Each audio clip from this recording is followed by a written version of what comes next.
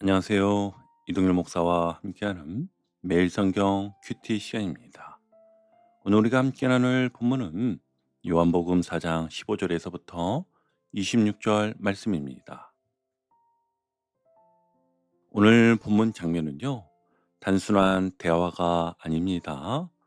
한 여인이 예수님을 만난 사건이 아니라 한 사람이 평생 붙잡고 살아온 인생 방식이 무너지는 순간이었지요. 장소는 우물가였는데 이 우물은요, 단순히 물을 깃는 곳이 아닙니다. 이 여인에게 이 우물은 외로움을 잠시 잊기 위해 찾아오던 자리였고, 삶을 버티기 위해 사람을 찾던 자리였으며, 갈증을 해결해 보려다 더 깊은 갈증으로 빠져들던 자리였어요.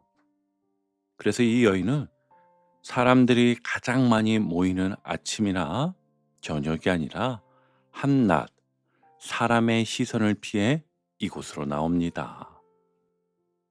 여러분, 이 장면이 오늘 우리의 삶과도 그렇게 멀게 느껴지지는 않으시죠?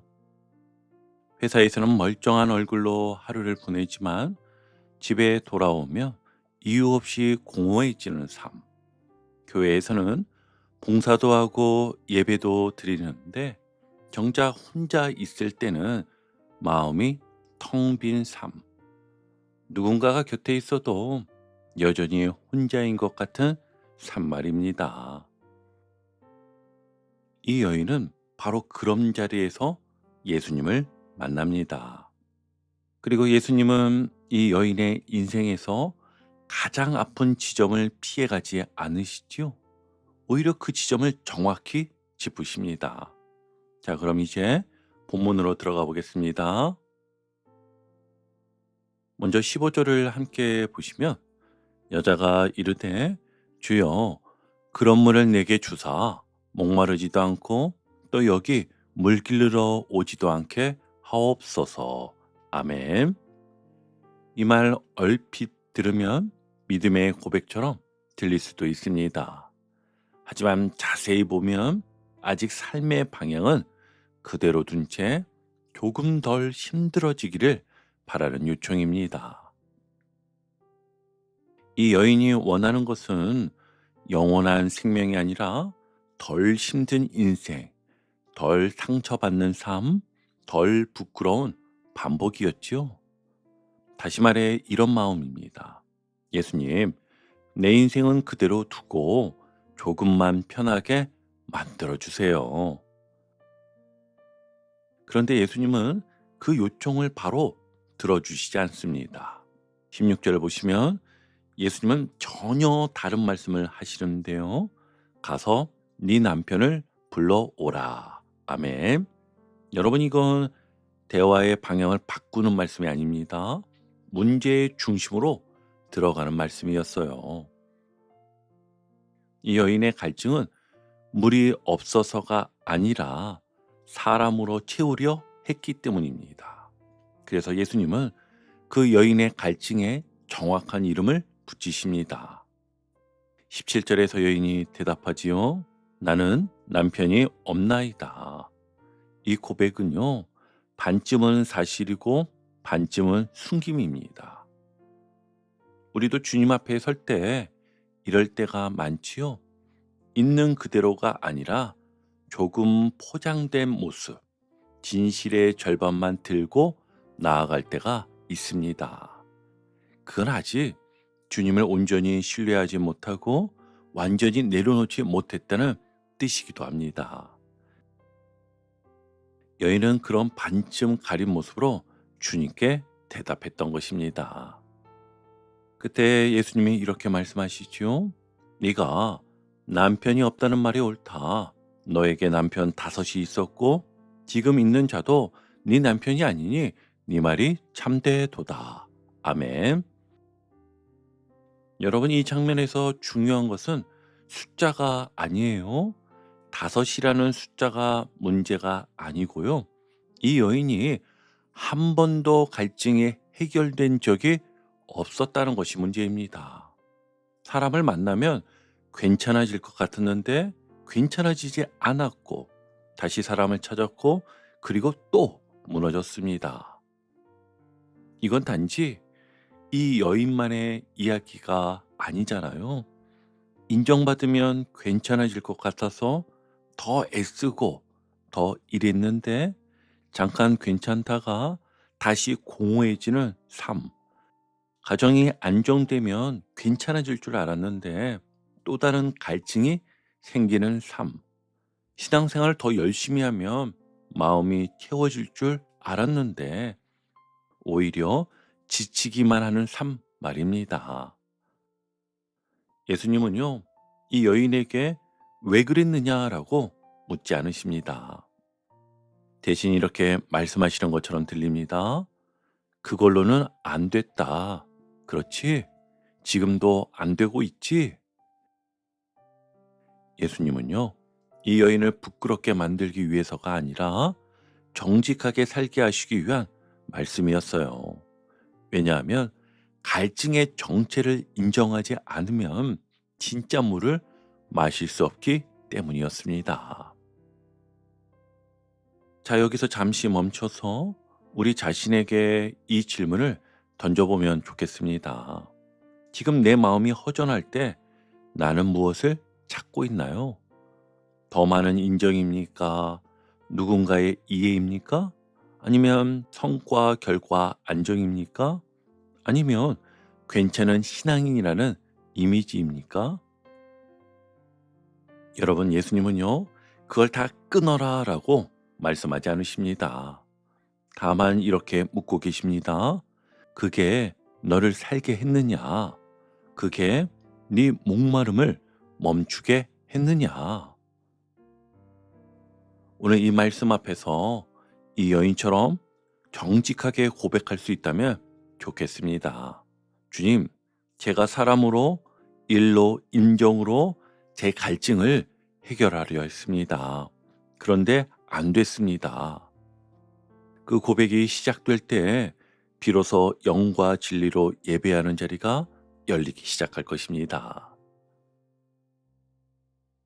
자, 이제 두 번째 단락인데요.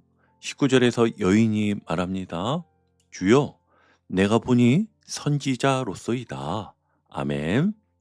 여러분, 이 말은 분명 존경의 표현이지만 아직 결단의 고백은 아닙니다. 계속해서 자세히 보시면 이 여인은요, 자신의 삶을 정확히 꿰뚫는 말씀을 듣자 본능적으로 화제를 바꾸더라는 겁니다. 그리고 꺼내든 이야기가 바로 예배였습니다. 와, 우리도 이럴 때가 많지 않나요? 말씀이 내 삶을 정면으로 건드리면 얼른 다른 이야기로 옮겨가고 싶어집니다. 그런데 그때 우리는 종종 아주 거룩한 주제로 화제를 바꾸지요. 신앙 이야기, 교회 이야기, 예배 이야기 말입니다. 20절을 함께 보시면 우리 조상들은 이 산에서 예배하였는데 당신들의 말은 예배할 곳이 예루살렘에 있다 하더이다. 겉으로 보면 신학적인 질문 같지만 이 질문 안에는 여인의 삶이 그대로 묻어 있습니다. 이 질문에 담긴 여인의 마음은 사실 이것이었지요. 선생님, 그럼 저는 어디로 가야 합니까? 어디에서 예배해야 이 엉망인 인생도 받아주십니까? 어느 교회를 가야 은혜를 누릴 수 있는 겁니까? 여러분, 이 여인의 삶을 생각해 보세요. 사람들에게 손가락질 받던 삶, 늘 죄책감을 안고 살던 삶, 내 인생이 이렇게 된 건 다 내 탓이겠지라고 스스로 정죄하며 살아온 인생이었습니다. 이런 인생에서 예배는요, 단순한 종교 행위가 아닙니다. 사람 남기 위한 마지막 희망이죠. 그래서 이 여인은 묻습니다. 이 산입니까? 예루살렘입니까? 그때 예수님은요, 논쟁에 들어가지 않으십니다. 21절에서 이렇게 말씀하시죠. 여자여, 내 말을 믿으라. 이 산에서도 말고 예루살렘에서도 말고 너희가 아버지께 예배할 때가 이르리라. 아멘. 여기서 핵심은 장소가 아닙니다. 아버지라는 표현이죠. 여러분, 당시 유대인들에게 하나님은 감히 가까이 부를 수 없는 분이었습니다. 그런데 예수님은 예배의 대상을 하나님이 아니라 아버지라고 부르셨어요. 이 말은 곧 이런 선언이죠. 예배는 멀리 있는 신에게 나아가는 것이 아니라 관계가 회복된 자가 아버지께 나아가는 것이다. 22절에서 예수님은요, 사마리아와 유대인의 예배를 모두 짚으십니다. 너희는 알지 못하는 것을 예배하고 우리는 아는 것을 예배하노니 이는 구원이 유대인에게서 남이라. 아멘. 이 말씀은요, 유대인이 더 낫다는 말이 아닙니다. 둘 다 불완전하다는 말씀이에요.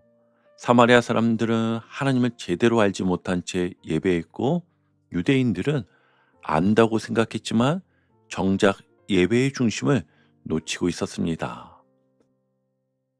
그리고 23절, 오늘 본문의 심장부가 나오는데요. 아버지께 참되게 예배하는 자들은 영과 진리로 예배할 때가 오나니 곧 이때라. 아버지께서는 자기에게 이렇게 예배하는 자들을 찾으시느니라. 아멘. 여러분, 이 말씀은 정말 큰 선언입니다. 예배는요, 잘 준비된 사람만 드리는 것이 아니고 정리된 인생만 드리는 것이 아니며 장소와 형식이 맞을 때만 드리는 것도 아니었어요. 지금 이 자리에서 예수님 앞에 서 있는 사람이 드리는 거, 그게 예배라는 것입니다. 여러분, 나는 예배를 드리고 있습니까? 만나고 있습니까? 이 질문을요, 우리 삶에 그대로 가져와 보겠습니다. 예배 시간에 오늘 예배 괜찮았나만 남고 하나님을 만났는가는 남지 않는 예배. 교회에서는 열심히 예배 드리지만 삶에서는 여전히 혼자 버티고 있는 신앙. 예배를 드렸다는 사실로 스스로를 안심시키지만 마음 깊은 곳은 여전히 텅 빈 상태. 혹시 이런 모습으로 서 있지는 않으십니까? 여러분, 예수님은 지금도 찾고 계십니다. 예배를 잘 드리는 사람이 아니라 아버지께 나오는 사람을요.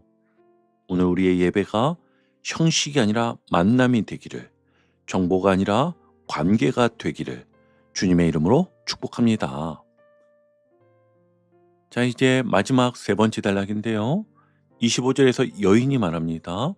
메시아 곧 그리스도라는 이가 오실 줄을 내가 아노니 그가 오시면 모든 것을 우리에게 알려 주시리이다. 아멘. 이 말 속에는 기대가 있지만 분명한 거리감도 있습니다.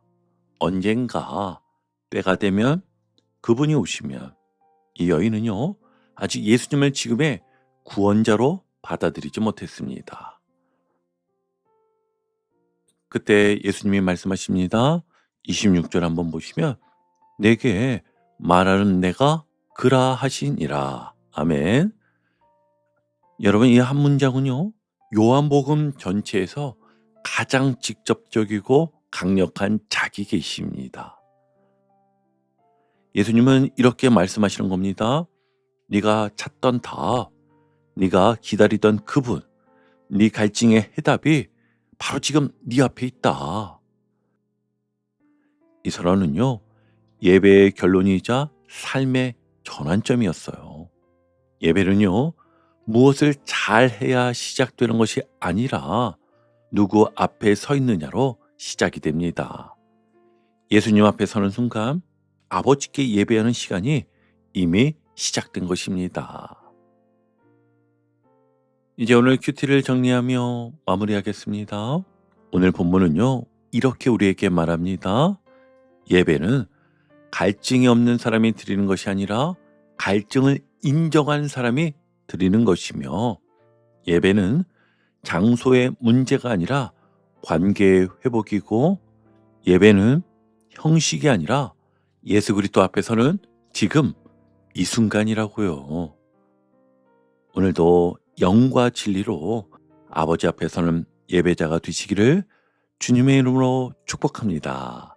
아멘. 오늘도 복음의 기쁨과 확신으로 승리하는 하루 되시길 축복합니다. 함께 해주셔서 감사합니다. 내일 큐티 시간에 다시 뵙겠습니다.